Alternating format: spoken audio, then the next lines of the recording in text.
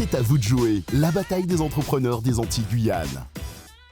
Sans plus tarder, voici notre premier candidat. Laurie, comment vas-tu? Pour le moment, ça va parce que j'ai pu quand même m'entraîner avec les candidats, ma famille, ma community manager aussi pendant 15 jours. Notre première candidate nous vient de la Martinique et nous présente son projet PLC Assistance. Bonjour à tous. Bonjour Laurie. Bonjour Laurie. Alors, je m'appelle Laurie Carpaille, je suis la créatrice de PLC Assistance qui est un tout nouveau concept en Martinique.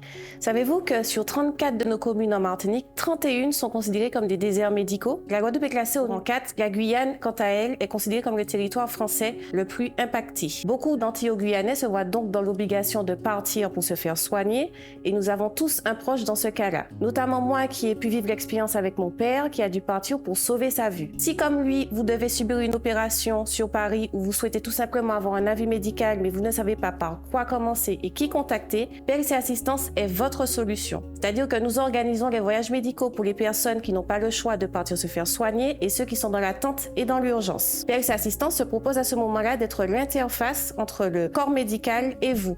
Donc, nous prenons rendez-vous avec les spécialistes, nous réservons et recherchons vos billets d'avion au meilleur tarif, mais ce n'est pas tout. Nous vous proposons également l'accompagnement. Ça veut dire qu'arrivé sur Paris, une personne vous accueille et vous emmène à votre logement et lors de chaque rendez-vous médical, elle sera présente avec vous. Le but de PLC aujourd'hui est de permettre aux personnes de se consacrer à leur santé sans penser à la paperasse et à la logistique du voyage. Aujourd'hui, nous avons besoin d'un budget d'environ de 30 000 € pour pouvoir investir dans de la communication, pour nous faire connaître bien sûr et répondre à cette demande, mais aussi de collaborateurs et de partenaires pour nous aider à développer notre projet qui parle à tous. Merci de m'avoir écouté, c'était Laurie Carpaille. Merci Laurie.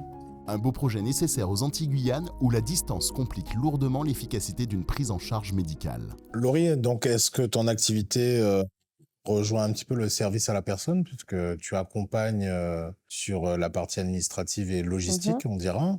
Et comment tu te positionnes face à l'EVASAN, évacuation sanitaire? Par rapport à l'EVASAN, donc l'EVASAN, c'est vraiment les personnes qui n'ont pas le choix. Ça veut dire que la pathologie, en général, n'est pas traitée dans les dom-toms. Donc à ce moment-là, je vais juste organiser le voyage. Donc je suis le relais, on va dire, entre la sécurité sociale, les médecins, le client, etc. C'est vraiment la partie administrative. D'accord. Tu dis vouloir recruter des collaborateurs. De quel type de compétences tu as besoin? Alors aujourd'hui, j'ai besoin d'aide au niveau des collectivités, des partenaires, des mutuelles. Voilà, c'est vraiment pour pouvoir encadrer les clients, leur permettre si possible de ne pas avancer les frais parce que c'est vrai que c'est un coût de partir sur Paris. Donc ce ne sont pas des collaborateurs que tu cherches, c'est plutôt des partenaires. Des partenaires, voilà, partenaires. Voilà, c'est ça.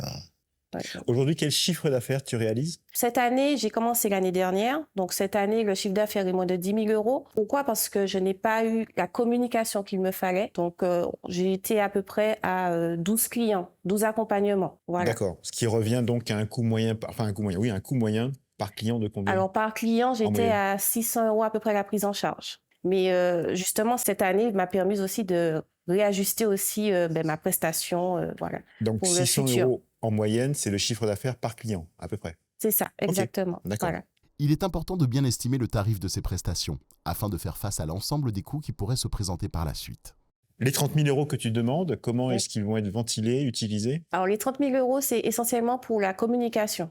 C'est-à-dire que ma cible cœur de client, c'est vraiment, on va dire, entre les 40 et 75 ans, 80 ans. J'ai déjà essayé sur les réseaux sociaux, mais ça ne va pas fonctionner parce qu'ils sont vraiment... Il faut que je vise en fait les médias, la publicité, les panneaux publicitaires, par exemple, qu'on voit sur les autoroutes. Et donc, c'est ça qui a un coût. Donc, c'est vraiment sur ça que je veux miser aujourd'hui. Est-ce que tu as pensé, en termes de communication, justement, à te servir ou à passer des partenariats avec les collectivités, avec les assurances, le mutuel, comme tu le disais, de manière à ce qu'eux-mêmes relaient ton activité? Mais aujourd'hui, j'ai la chance de travailler avec la ville de Ducos qui me suit. Donc, ils me permettent d'avoir, par exemple, une permanence une fois par semaine pour recevoir le public, comme je n'ai pas encore les moyens d'avoir un local. Si je ne m'abuse, Laurie, donc ton concept, c'est vraiment comme une conciergerie. Elle n'est pas dans l'acte médical en lui-même, c'est vraiment faciliter toute la logistique pour le patient ou en tout cas la famille qui entoure, quoi. Voilà, je n'ai pas de compétences médicales, je n'ai pas à donner des conseils, etc. Moi, je suis là vraiment pour accompagner et aider. Tu peux nous donner un exemple, par exemple, comment ça s'est, qui te vient à l'idée, à l'esprit? J'ai accompagné une personne qui avait une cataracte et un glaucome. Donc, cette personne devait attendre au moins 9 mois en Martinique. Mhm. Il a décidé de partir. Et arrivé là-bas, on lui a dit qu'on ne pourra pas l'opérer parce que son glaucome est trop avancé. On a vu quand même 4 spécialistes. Donc, au moins, on sait qu'il est revenu en Martinique en sachant ce qu'il avait exactement. Voilà. Et donc, ces prises de rendez-vous avec les spécialistes, etc., c'est toi qui t'en es occupé? C'est moi, exactement. Ça veut dire que je contacte le spécialiste. Ils savent que les personnes viennent des dom-tom. Donc, s'ils viennent pour 20 jours, après, je leur dis toujours, lorsque vous venez, vous savez quand vous venez, mais vous ne savez pas quand vous repartez. Parce que les spécialistes là-bas aiment bien faire des examens complémentaires pour être sûr avant que la personne ne retourne. Est-ce que tu as des partenaires privés sur le territoire? Alors, je suis en pourparlers avec Air Caraïbes. Donc là, j'ai par exemple un compte sociétaire où j'ai des petits tarifs et j'essaie justement d'avoir un meilleur partenariat avec eux. Donc, une compagnie aérienne pour le moment. Comment tu arrives à vivre de cette activité, sachant que tu as dit que tu avais quelqu'un sur place qui allait aussi accueillir le malade? Est-ce que ça te semble suffisant comme rémunération? Comment tu vois ton évolution? Avec du recul, non, parce que effectivement l'année dernière, comme j'ai dit, c'était une phase test. Je ne voulais pas non plus mettre des tarifs très onéreux parce que je me mettais à la place du client. Il a son billet à payer, son hébergement, il est déjà dans la phase de maladie. J'ai commencé avec des petits tarifs, mais c'est vrai, avec du recul, qu'il faudrait que je mette des tarifs pas non plus trop onéreux, mais convenables. Laurie a encore un gros travail à faire sur l'estimation de ses coûts.